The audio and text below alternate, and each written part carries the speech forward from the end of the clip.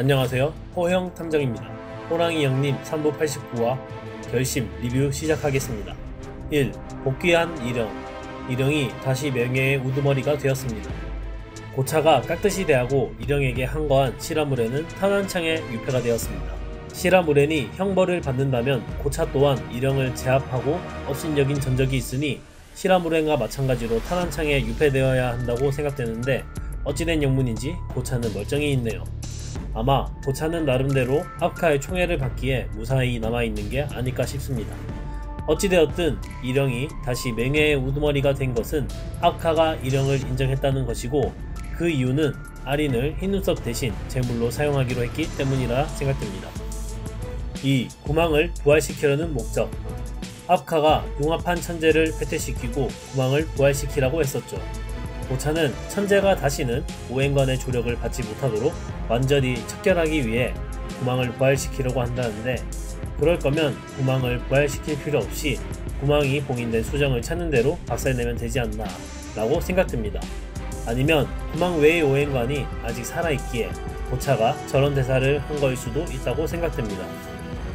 각 오행관은 상기 이미지로 정리되는데요. 구망 외의 오행관이 존재한다면 추경은 죽었다고 하니 빼고 육수, 현명, 후토 중 하나 이상이 살아있을 가능성이 있겠네요. 그런데 작중에서 천재를 보좌했던 오행관은 구망 하나뿐이라 나머지가 존재하지 않을 가능성이 더 높아 보이긴 합니다.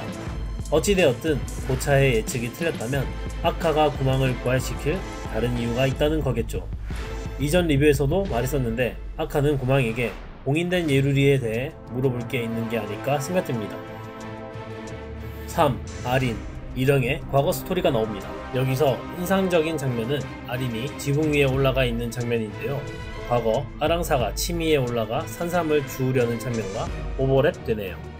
아린은 일영을 아빠처럼 생각하며 일영이 밖에 나가면 일영이 돌아올 때쯤엔 기다리는 모습이 나오는데요.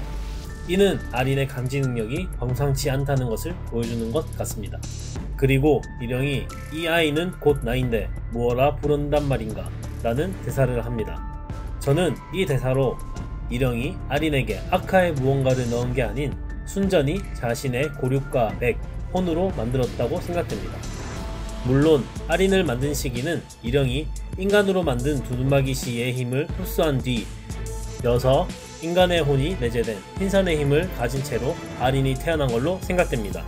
일영이 의도하지 않았지만 아린은 인간의 혼을 가진 흰산의 일족으로 태어났고 저는 이게 아카의 전제 조건이라고 생각합니다. 그렇게 아린은 일영이 의도치 않게 만들어버린 인공적인 아카가 된 것이고, 인공적인 아카에 대한 설명은 얼마 전에 올린 저의 추리 영상 아부카 허허의 목적 개천 새로운 하늘 아린을 참고 부탁드립니다. 일영은 그 누구도 자신을 기다린 적 없었고 자신의 오손인 아린만이 자신을 기다려줬다는 말을 합니다. 자신의 영생을 위해 만든 오손이지만 이때부터 일영은 자신도 모르게 아린에게 정을 주었던 것 같습니다. 그리고 일영이 오손을 어떻게 대했고 완달이 자신을 어떻게 대했는지도 나오죠.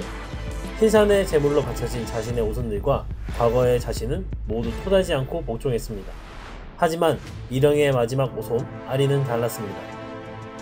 일영 또한 아린과 같은 환경에서 사랑받고 자랐다면 아린처럼 선한 마음을 가졌을지도 모르죠. 각설하고 흰산이 태동하자 아린이 울음을 그치고 일영이 산이라는 단어를 언급하자 아린이 마음에 들어합니다.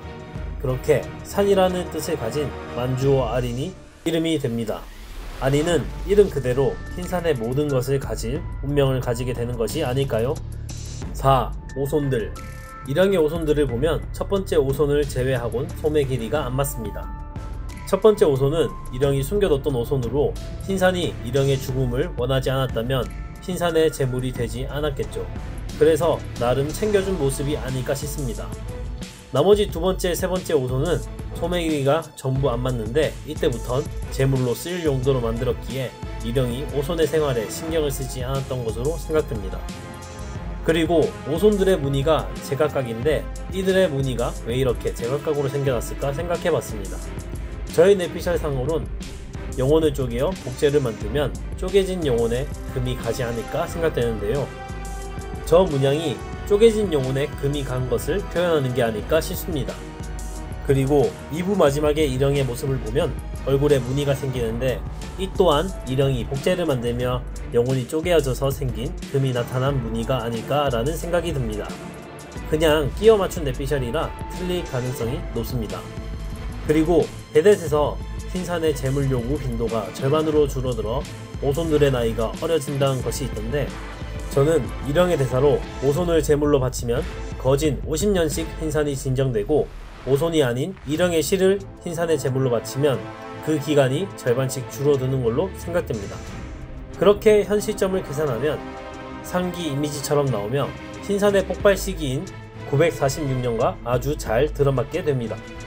즉, 일영의 오손이 어려지는 모습은 일영이 오손을 만들 때마다 의도적으로 어린 상태로 만들었다고 생각되며, 이는 일영의 오손을 어리게 만드는 실험 중 일부라고 생각됩니다.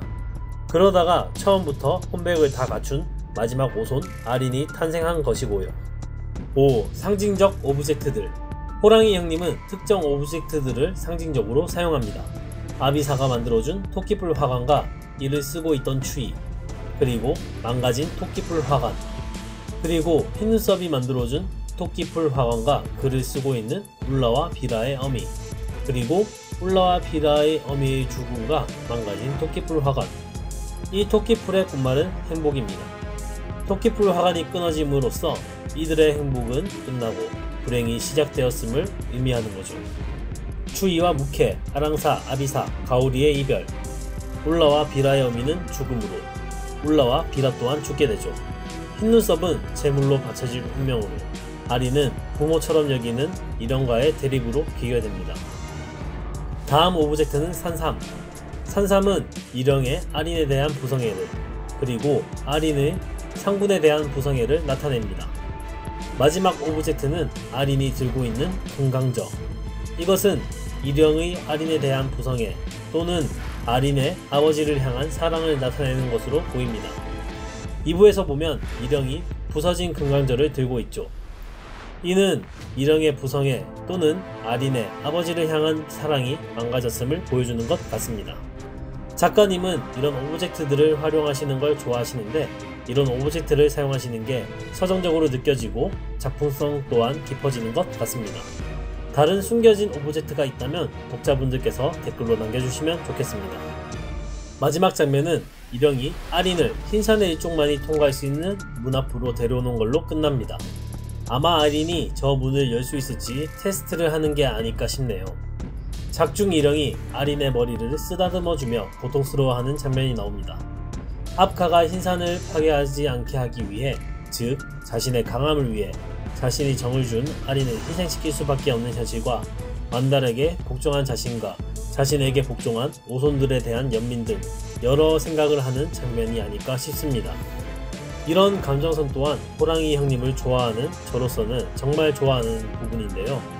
얼마 전 완달이 아카에게 절을 한 장면 또한 저에겐 전율로 다가왔습니다. 완달은 아카에게 어떤 감정을 느끼고 절을 했을까요? 제 생각엔 더 이상 후손들이 자신의 자식들을 희생시키지 않아도 된다는 것, 즉 저주받은 흰산 일족의 과업을 끝내주는 것에 대한 감사함, 그리고 아카에 대한 경외심 등이 아닐까 싶은데요. 작가님께서 이런 장면을 계속 그릴 수 있도록 건강만 하셨으면 좋겠습니다. 오늘의 리뷰는 여기까지입니다. 여러분들의 의견 댓글로 남겨주시면 좋겠습니다. 영상이 재밌었다면 구독, 좋아요 부탁드립니다. 감사합니다.